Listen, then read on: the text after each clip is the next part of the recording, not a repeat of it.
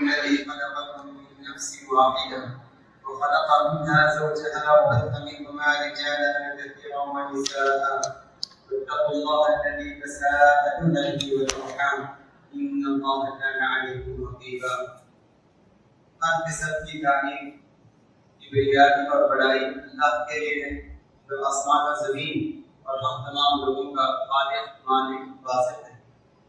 اللہ کی رحمت نازل ہو ہمارے پیارے نبی محمد صلی اللہ علیہ وسلم پر جن کو اللہ تعالیٰ ساری کائنات کے لیے رحمت بنا کر بھیجا ہے.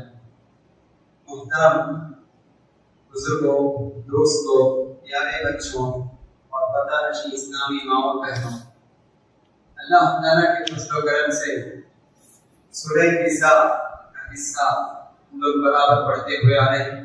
پھر یہ سورت شروع ہوئی تھی، کچھ حصہ کل پڑھا گیا تھا، کچھ حصہ آج پڑھا گیا اور کچھ حصہ کل پڑھا جائے گا اور باقی کچھ حصہ پرسوں پڑھا جائے گا. یہ بھی بڑی سورتوں میں سے ایک سورت ہے، یہ بھی ایک اہم سورت ہے. لیکن سب سے پہلے اس سورت کے نام سے تو ہم جان سکتے ہیں کہ اس سورت کی کتنی اہمیت ہے. سورہ نساء، نساء کا مطلب ہے عورت، نساء عورتیں. اللہ تعالیٰ عورتوں کے نام سے ایک سورت کی اللہ تعالیٰ قرآن مجید میں نازل کیا ہے. مردوں کے نام سے قرآن میں کوئی سورت نہیں، رجال ایسی کوئی سورت نہیں، لیکن اللہ تعالیٰ نے عورتوں کے نام سے خاص طور سے اللہ تعالیٰ نے جو یہ سورت نازل کی ہے، تو اس سے ہم عورتوں کا مقام اور مرتبہ معلوم کر سکتے ہیں. دیکھیے، دین اسلام سے پہلے جاہلیت میں عورتوں کے ساتھ گائے بکری جیسا سلوک ہوتا تھا. ان کا کوئی احترام نہیں، ان کو انسان ہی نہیں سمجھتے تھے، بلکہ وہ گائے اور بکری سے بھی زیادہ بدتر سلوک ان سے کرتے تھے. لوگ ان کو بیچتے تھے، خریدتے تھے، ان کو ایک کھلونا سمجھتے تھے، ان کی کوئی حیثیت نہیں. اللہ تعالیٰ قرآن مجید میں کہتا ہے کہ وہ لڑکی کی پیدائش کو اپنے لیے عار سمجھتے تھے، شرم محسوس کرتے تھے. وَإِذَا بُشِّرَ أَحَدُهُم بِالْأُنثَىٰ ظَلَّ وَجْهُهُ مُسْوَدًّا وَهُوَ كَظِيمٌ. اللہ تعالیٰ قرآن مجید میں فرماتا ہے جاہلیت میں اگر کسی کو لڑکی کی پیدائش کی خوشخبری سنائی جاتی تو انتہائی غم کی وجہ سے ان کا چہرہ بدل جاتا تھا، ان کے چہرے کا رنگ بدل جاتا تھا، کالا ہو جاتا تھا. ظَلَّ وَجْهُهُ مُسْوَدًّا وَهُوَ كَظِيمٌ. انتہائی غم میں ہوتے تھے اور سوچتے تھے کہیں چھپ جائے یا اس بچی کو زمین میں دفن کر دیں. سبحان اللہ. اس سے ہم اندازہ لگا سکتے ہیں کہ جاہلیت میں کیسے وہ لوگ عورتوں کے ساتھ سلوک کرتے ہیں. کوئی مقام اور مرتبہ نہیں، بلکہ قرآن مجید میں یہاں پہ اللہ تعالیٰ کہتا ہے، اس کی طرف اشارہ کرتا ہے کہ جاہلیت میں لڑکیوں کو زندہ دفن کرتے تھے. قرآن مجید میں اللہ تعالیٰ کہتا ہے وَإِذَا الْمَوْءُودَةُ سُئِلَتْ.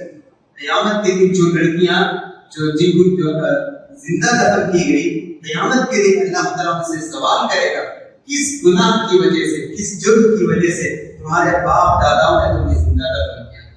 یہ تمام سے ہم اندازہ لگا سکتے ہیں کہ عورتوں کے ساتھ کس قدر بدتر سلوک کیا گیا.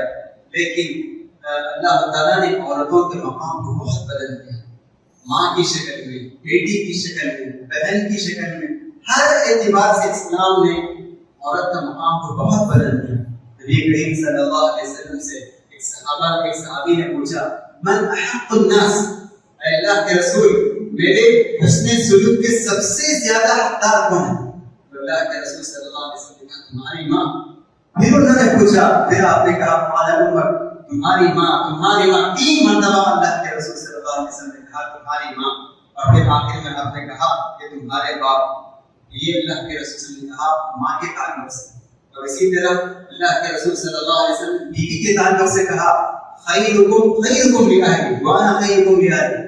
تم میں سے بہترین آدمی وہ ہے جو اپنے گھر والوں کے ساتھ اچھا برتاؤ کرتا ہے، اور میں تم میں سے بہترین ہوں اور میں اپنے گھر والوں کے ساتھ اچھا برتاؤ کرتا ہوں. دیکھیے، ماں کے اعتبار سے، بیوی کے اعتبار سے اور بیٹی کے اعتبار سے اسلام نے عورت کا مقام بہت ہی بلند کیا. اللہ کے رسول صلی اللہ علیہ وسلم فرماتے ہیں جس کسی کو اللہ تعالیٰ بیٹیاں عطا کرتا ہے اور بیٹی کی تربیت پر اور اس میں جو کچھ مشکلات پریشانیاں آتی ہیں اس پر وہ صبر کرتا ہے، اللہ کے رسول صلی اللہ علیہ وسلم فرماتے ہیں یہ لڑکیاں قیامت کے دن جہنم کے آگ سے بچنے کا ایک ذریعہ ثابت ہوگی. ان کے لیے ڈھال کی حیثیت بن جائیں گی تو وہ اپنے ماں باپ کو جہنم میں جانے سے روک سکتی ہے. ستر من النار کہ گویا کہ پردہ ڈھال ہو جائے گی. تو اس سے معلوم ہوتا ہے کہ اسلام نے عورتوں پر کتنا بڑا مقام بلند کیا ہے. اسی کی طرف سورہ نساء میں اللہ تعالیٰ اشارہ کرتا ہے کہ خود غریب میں بھی ہندوستان میں بھی عورتوں پر بہت ظلم ہوتا ہے. ستی کا رسم بہت مشہور ہے کہ جب شوہر کا انتقال ہو جاتا تو اسی کے ساتھ ساتھ عورت کو بھی جلا دیتے تھے, عورت کو بھی قتل کر دیتے تھے. یہ ستی کے رسم کے نام سے بہت مشہور ہے. اسلام نے عورتوں کا مقام بہت بلند کیا. کہنے والوں نے یہاں تک کہا کہ عورت ایک نئی مخلوق ہے, عورت ایک نئی مخلوق ہے جو اسلام کے بعد وجود میں. اسلام نے اس وجود بخشا. یہاں تک واقعی میں سارے تاریخی واقعات کو پڑھ کر اس کا تجزیہ کر کے انہوں نے یہ رپورٹ, انہوں نے یہ نتیجہ پیش کیا کہ عورت ایک نئی مخلوق ہے جو اسلام کے وجود میں نہیں. تو بہرحال آج بھی ہمارے معاشرے میں ہم دیکھتے ہیں کہ لڑکی اگر پیدا ہوتی ہے بعض لوگ اس کو جو ہے اس سے زیادہ خوش نہیں ہوتے ہیں. لڑکی پیدا ہو گئی, اس کی تربیت کرنا, اس کی شادی کرنا میرے لیے تکلیف ہے, میرے لیے مشقت ہے. نہیں, مشقت نہیں, تکلیف نہیں سمجھنا چاہیے. لڑکی کی پیدائش بھی باعث خیر اور برکت سمجھنا چاہیے, کیونکہ اللہ کے رسول صلی اللہ علیہ وسلم نے کہا کہ یہ عورتیں اگر تم اس کی تربیت میں ہاں ضرور کچھ نہ کچھ تکلیف اور کسی پریشانی تو آئے گی, لیکن جب اس پر تم صبر کرو گے تو یہ قیامت کے لیے تمہارے لیے جہنم سے بچنے کا ایک ذریعہ ثابت ہوگی. تو اسی طرح سورہ نساء میں اللہ تعالیٰ نکاح کی طاقت سے بھی کہتا ہے. میں کل جو پڑھاتا ہوں اور آج جو پڑھاؤں دونوں کو کچھ ملا کے میں بتا دیتا ہوں. تو اسی طرح سورہ نساء میں اللہ تعالیٰ شادی کے تعلق سے بھی کہتا ہے. اللہ تعالیٰ کہتا ہے فَانْكِحُوا مَا طَابَ لَكُم مِّنَ النِّسَاءِ, کہ جو بھی مرد اور عورت شادی کے عمر کو پہنچ گئے ہیں تو ان کو چاہیے کہ وہ نکاح کریں. نکاح ایک سنت ہے, نبی کریم صلی اللہ علیہ وسلم کی سنت ہے, بلکہ انبیاء کی بھی ایک سنت ہے. اسی سے ایمان مکمل ہوتا ہے, اسی سے عفت پاک دامنی حاصل ہوتی ہے, آنکھوں کی حفاظت ہوتی ہے, شرمگاہ کی حفاظت ہوتی ہے. اللہ کے رسول صلی اللہ علیہ وسلم نے شادی پر پڑھا ہے. اللہ کے رسول صلی اللہ علیہ وسلم نے کہا یا معشر الشباب من استطاع منکم الباءۃ فلیتزوج, اے نوجوانوں تم میں سے جو شادی کرنے کی طاقت ہے, تم میں سے جس کو شادی کرنے کی طاقت ہے اس کو چاہیے کہ وہ شادی کرے. فإنه أغض للبصر, اللہ کے رسول نے فرمایا اس شادی کی وجہ سے نظروں کی حفاظت ہوتی ہے اور شرمگاہ کی بھی حفاظت ہوتی ہے. شادی کرنے کے بعد انسان غلط نگاہوں سے کسی کو نہیں دیکھے گا اور اپنے شرمگاہ کی بھی حفاظت کر سکتا ہے. تو یہ اللہ تعالیٰ شادی کا بھی حکم دیتا ہے. دیکھیے شادی اسلام میں بہت آسان ہے, لیکن آج ہم نے شادی کو اتنا مشکل بنا دیا کہ سارے رسم و رواج کے اندر اس کو جگڑ کر شادی آج ایک بہت مشکل کام ہو گیا ہے. حالانکہ ہم شریعت میں جب ہم دیکھتے ہیں تو شادی ایک بہت آسان کام ہے. اللہ کے رسول صلی اللہ علیہ وسلم کے زمانے میں کئی صحابہ کی شادی ہوئی اور بعض صحابہ کی شادی ہوئی اللہ کے رسول کو خبر دے دی ہے.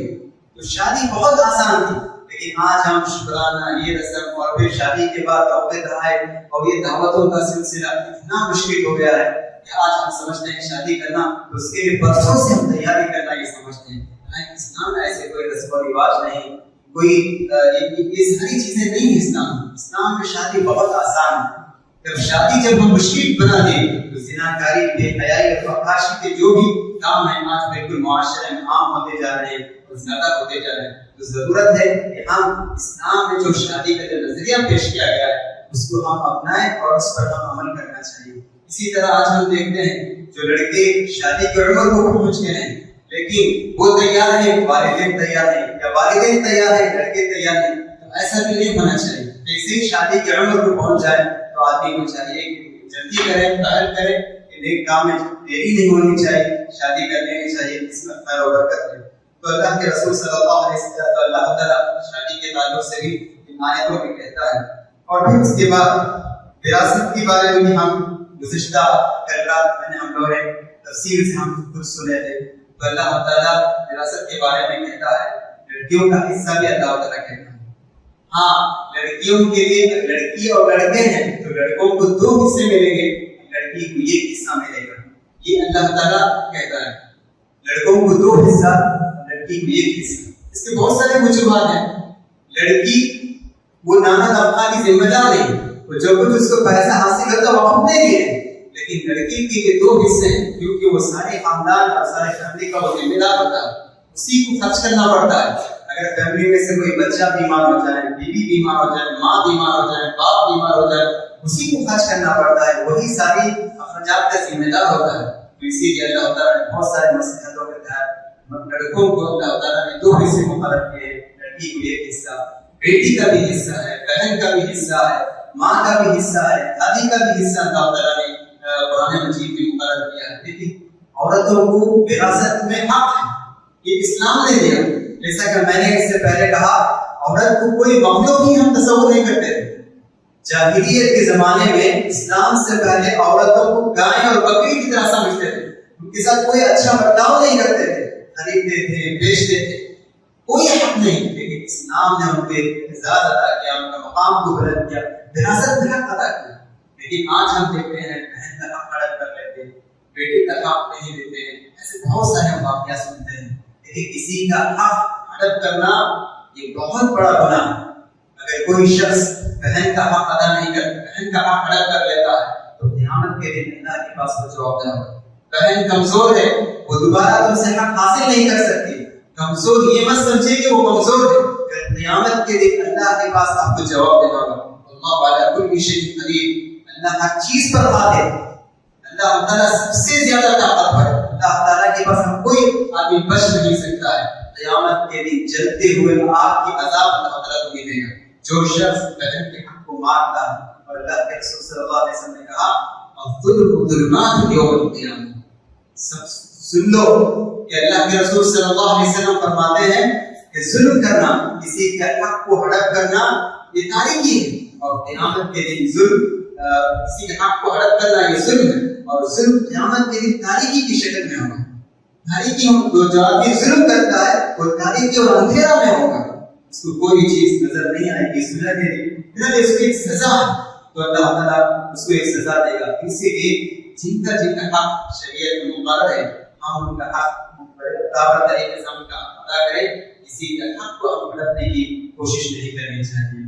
اسی طرح اللہ تعالیٰ سورہ نساء میں جہاں شادی کا ذکر کرتا ہے، وہی ایک دوسرے کے حقوق کا بھی اللہ تعالیٰ ذکر کرتا ہے۔ اس شادی کے بعد ایک دوسرے خوشگوار زندگی بسر کرنا چاہیے، اچھی زندگی بسر کرنا چاہیے، تو اللہ تعالیٰ دونوں کے حقوق بیان کرتا ہے۔ تو عورت کو چاہیے کہ وہ شوہر کا حق ادا کرے، اس کا احترام کرے، اس کی عزت کرے، اس کی باتوں کی اطاعت کرے، اور مرد کو چاہیے کہ عورت کے ساتھ اچھا برتاؤ کرے۔ وَعَاشِرُوهُنَّ بِالْمَعْرُوفِ، کہ اللہ کہتا ہے تم عورتوں کے ساتھ اچھا برتاؤ کرو، اور اللہ کے رسول صلی اللہ علیہ وسلم فرماتے ہیں کہ لا يفرق مؤمن مؤمنة إن كره منها خلقا رضي منها خلقا، کوئی مومن کسی مومن عورت کو ناپسند نہ کرے، کوئی مومن مرد کسی مومن عورت کو ناپسند نہ کرے، اگر وہ اس کی ایک عادت سے اگر اس کی ایک عادت اگر پسند نہیں آئی تو بہت ممکن ہے کہ اس کی کوئی دوسری عادت اس کو اچھی لگے گی۔ اگر وہ چہرے کے اعتبار سے اگر خوبصورتی میں کچھ کمی ہے تو علم میں، عمل میں وہ کچھ آگے رہے، تو اس کو دیکھ کر آپ مطمئن ہو جائیں گے۔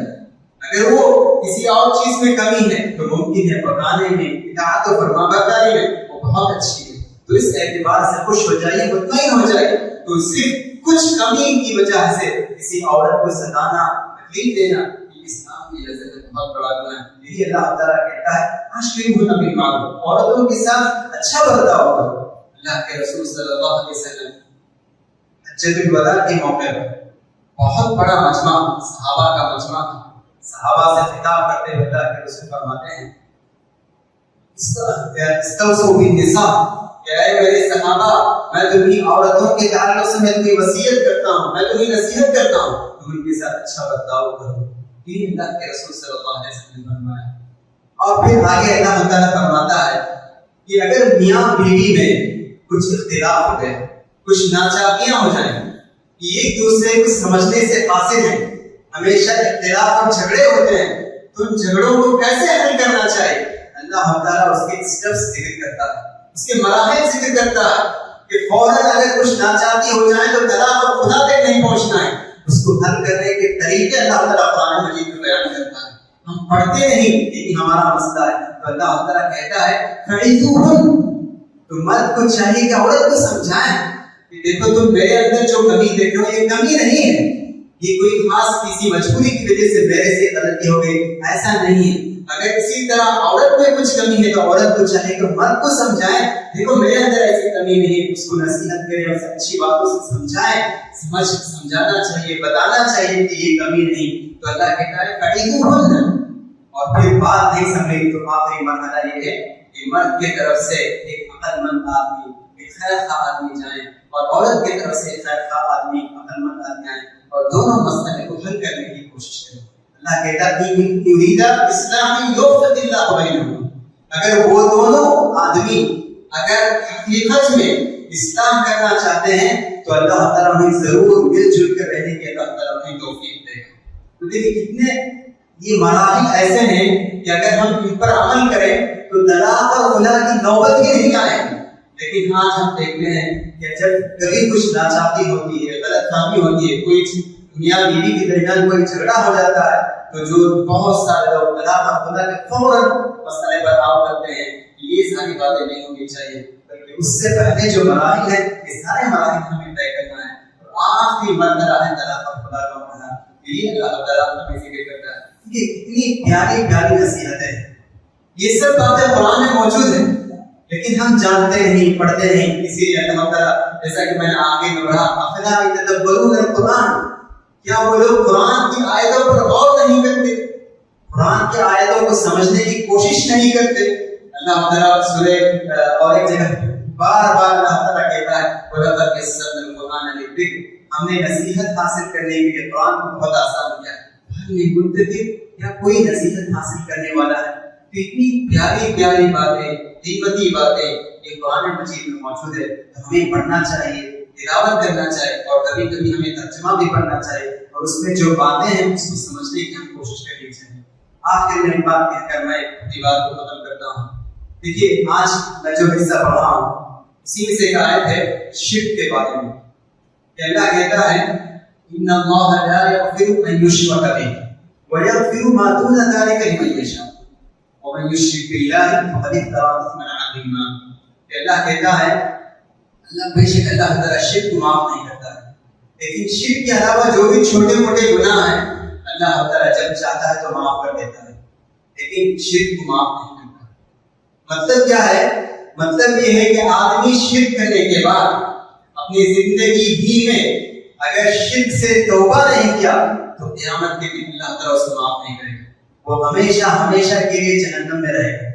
لیکن شرک کے علاوہ جو بھی گناہ ہیں اللہ چاہے تو معاف کر سکتا ہے، اللہ چاہے تو معاف کر سکتا ہے، لیکن شرک ایسا نہیں۔ اگر آدمی شرک کیا اور اپنی زندگی میں توبہ نہیں کیا تو وہ ہمیشہ ہمیشہ جہنم میں جلتا رہے گا۔ تو شرک بہت بڑا گناہ ہے۔ اللہ کے رسول صلی اللہ علیہ وسلم نے صحابہ سے کہا اجتنبوا السبع الموبقات، اے میرے صحابہ، اے لوگوں، 7 ہلاک کرنے والے گناہوں سے بچو، 7 ہلاک کرنے والے گناہوں سے بچو۔ بہت خطرناک گناہ ہے 7 گناہ، جو بھی گناہ کا ارتکاب کرتا ہے تو وہ ہلاک ہو جائے گا، برباد ہو جائے گا۔ ان میں سے گناہ اللہ کے رسول نے پہلا گناہ جو ذکر کیا وہ ہے الاشراک باللہ، اللہ کے ساتھ کسی دوسرے کو شریک کرنا، اس کو ہم شرک کہتے ہیں۔ اللہ کی عبادت میں، عبادت یہ اللہ ہی اس کا حقدار ہے، اگر ہم کسی کو اللہ کی عبادت میں کسی دوسرے کو ہم شریک کرتے ہیں تو یہ شرک۔ سجدہ یہ عبادت ہے، یہ صرف اس کا حقدار اللہ، رکوع عبادت ہے، اس کا حقدار صرف اللہ، دعا یہ عبادت ہے، اس کا حقدار صرف اللہ۔ اگر کوئی انسان ان عبادتوں میں کسی دوسرے کو شریک کرتا ہے، کسی دوسرے کے لیے سجدہ کرتا ہے، کسی دوسرے کی چوکٹ پہ جا کر، کسی کی دوسری کی قبر پر جا کر سجدہ کرتا ہے تو وہ شرک کرتا ہے۔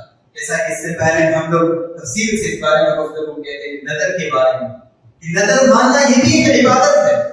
نظر نہیں ماننا چاہیے، لیکن اگر نظر مان لی، شرط پوری ہو گئی تو نظر پوری کرنی چاہیے، اور یہ بھی اللہ ہی کے نام پر نظر ماننا چاہیے، کسی دوسرے کے نام پر نہیں۔ اگر کسی کی دوسرے کے نام پر نظر مانتا ہے تو یہ شرک۔ تو اگر کوئی آدمی اللہ کی عبادت میں، اس کے ذات میں، اس کے صفات میں اسے دوسرے کو شریک کرتا ہے تو یہ شرک بہت بڑا گناہ۔ آج بھی ہم دیکھتے ہیں بہت سارے لوگ ایسے ہیں اولاد نہیں تو فوراً کسی قبر کے پاس چلے گئے, کسی مانگ کے پاس چلے گئے, جا کر مانگتے ہیں.